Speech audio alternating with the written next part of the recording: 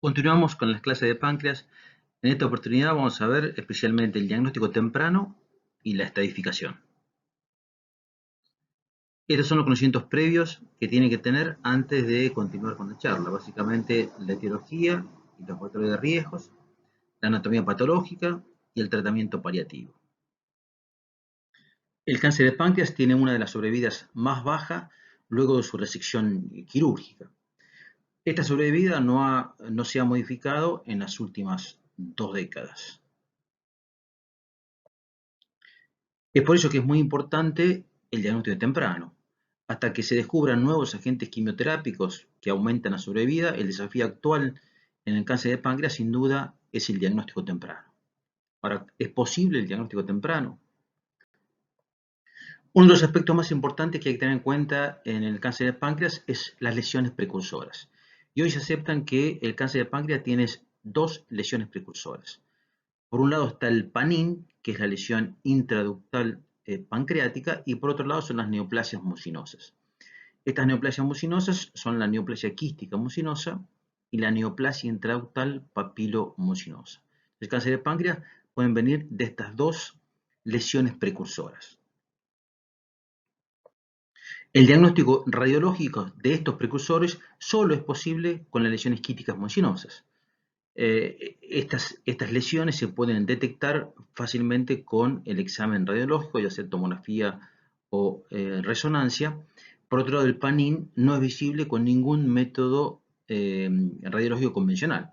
Por eso el diagnóstico temprano es tan difícil en los pacientes cuyo precursor es el PANIN. Es muy importante la detección de estas lesiones quísticas y su adecuado diagnóstico y tratamiento, porque si uno toma este grupo de pacientes, los pacientes con quistes de páncreas, ellos tienen 22,5 veces más riesgo de desarrollar cáncer de páncreas que la población general.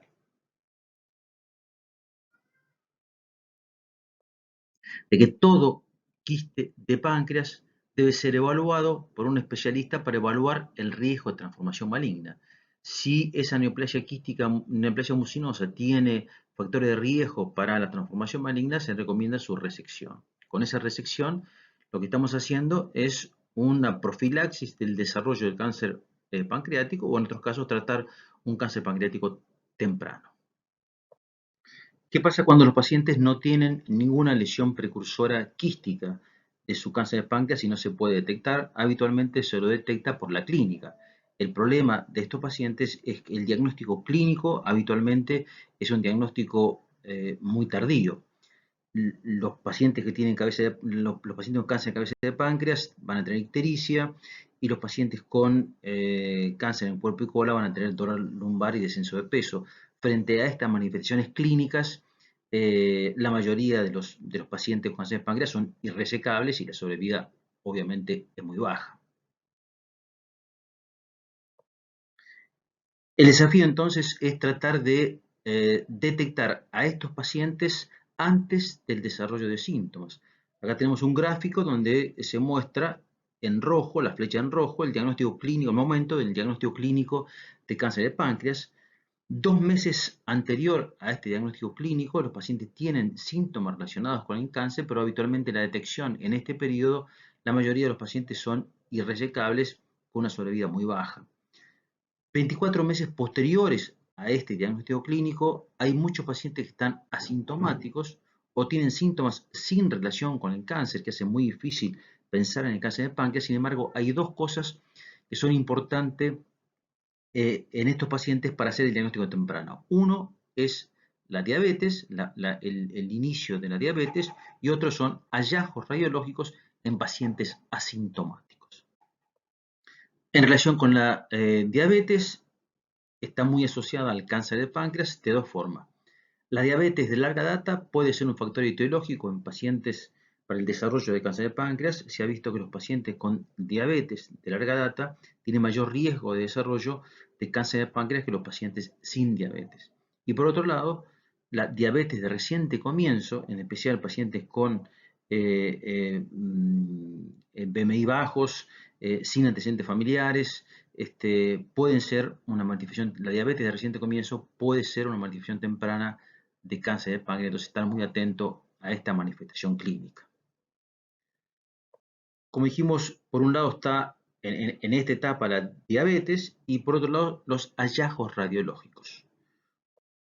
Hoy es muy común que se saquen tomografías o resonancias por otras causas no relacionadas con los síntomas de cáncer de páncreas y se ha visto que en estos pacientes que posteriormente han desarrollado cáncer de páncreas existen hallazgos tomográficos sugestivos de cáncer de páncreas en el 50% de los pacientes 6 a 18 meses previo al diagnóstico clínico.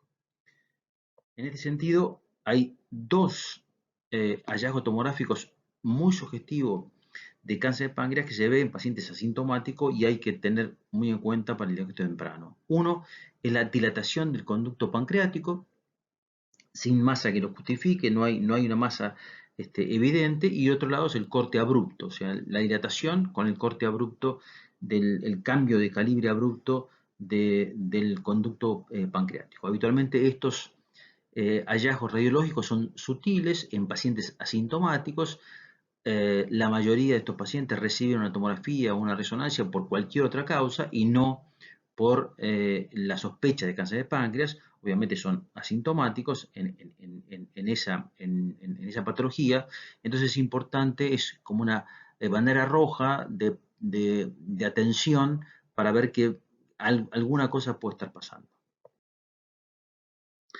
En este sentido, nosotros decimos que la seguridad diagnóstica en patología pancreática, especialmente en el cáncer de páncreas, es inversamente proporcional a la posibilidad de sobrevida.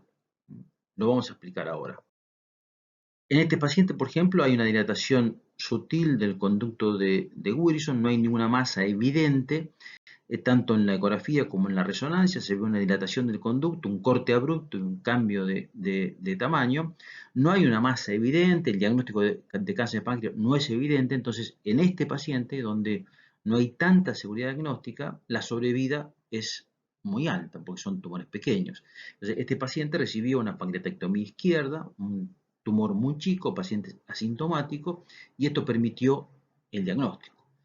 Menor seguridad diagnóstica porque no se sabía lo que tenía, mayor sobrevida.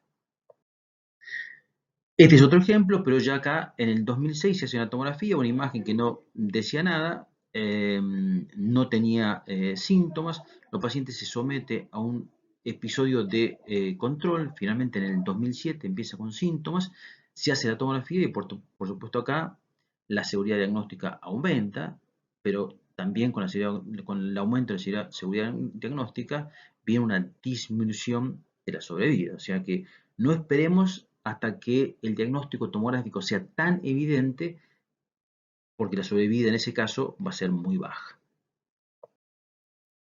Entonces, creemos que existe una ventana radiológica de oportunidad para la resección temprana. Entonces, el diagnóstico temprano puede estar por estos hallazgos tomográficos sutiles, las neoplasias quísticas, que son precursores. Entonces, todo esto nos puede abrir una ventana de oportunidad para el diagnóstico temprano en cáncer de páncreas. Vayamos entonces al otro ítem, que es la estratificación preoperatoria del cáncer de páncreas, y en la actualidad la tomografía dinámica es el método de elección para su estratificación. Acá tenemos una tomografía sin contraste donde se ve la cabeza de páncreas, la vena mesentérica superior y la arteria mesentérica superior. Esto es lo que vamos a evaluar en un paciente con tumor en cabeza de páncreas. Esta es la tomografía a los 30-60 segundos, donde es el tiempo arterial. Se ve nítidamente con contraste la arteria mesentérica superior. Parte del páncreas se perfunde, que es el páncreas normal.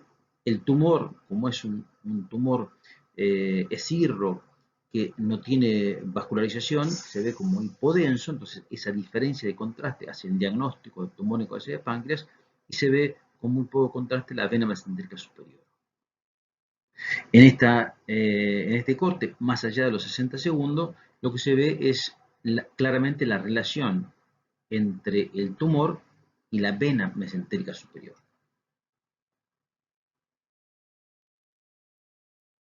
La información que nos tiene que dar el examen tomográfico es esta. básicamente esas son estas tres. Primera, si existe o no una masa en cabeza de páncreas. Segundo, si existe enfermedad extrapancreática, fundamentalmente ganglio fuera del límite de resección, ascitis o metástasis hepática. Y en tercer lugar, y muy importante para tomar conductas, es la relación de la masa del tumor con los vasos mesentéricos, con la vena mesentérica superior y con la arteria mesentérica superior. Una cosa muy importante para ver la nomenclatura en cuanto a la afectación del tumor por cada vaso que se considera, por cada vaso mesentérico, es el contacto que toma. Si el contacto es menor de 180 grados, se denomina abutment o contacto parcial, pero si el contacto del tumor es mayor de 180 grados de la superficie del vaso, en ese sentido se denomina encasement o contacto total. Entonces, abutment, menos de 180 grados, y encasement, más de 180 grados. La relación entre el tumor y la circunferencia del vaso. De acuerdo a esa relación entre el tumor y los vasos mesentéricos, se dividen el cáncer de páncreas en local y metastásico. El local se divide en resecable, borderline y localmente avanzado. El metastásico, por supuesto, es aquel que tiene enfermedad extrapancreática, fundamentalmente metástasis hepática. Veamos entonces el cáncer de páncreas local, el resecable, es aquel paciente que tiene el tumor, pero que tiene una clara separación con los vasos mesentéricos, en el caso del tumor de cabeza de páncreas, que vamos a hablar, que es el más frecuente. Entonces acá tenemos el tumor totalmente separado de la vena, que está marcado con una B, la arteria está marcado con una A, y está libre lo que se denomina el surco vascular, que es el espacio retroperitoneal que hay entre el páncreas y la arteria mesentérica superior. Estos pacientes tienen alta chance de R0 cuando se hace la resección quirúrgica, porque no hay contacto con estas estructuras vasculares que son muy difíciles de resecar. En el otro extremo están los pacientes que se denomina localmente avanzado. Es cuando el tumor tiene un contacto total con la arteria mesentérica superior. Hay un encasement de la arteria mesentérica superior, acá marcada con la A, está invadido el surco vascular, hay tumor tejido blando que rodea más de 180 grados la circunferencia de la arteria mesentérica superior. Acá la posibilidad de reserva es nula, es por eso que estos pacientes no son pasibles de resección quirúrgica. Estos pacientes con una tomografía son excluidos de la resección quirúrgica.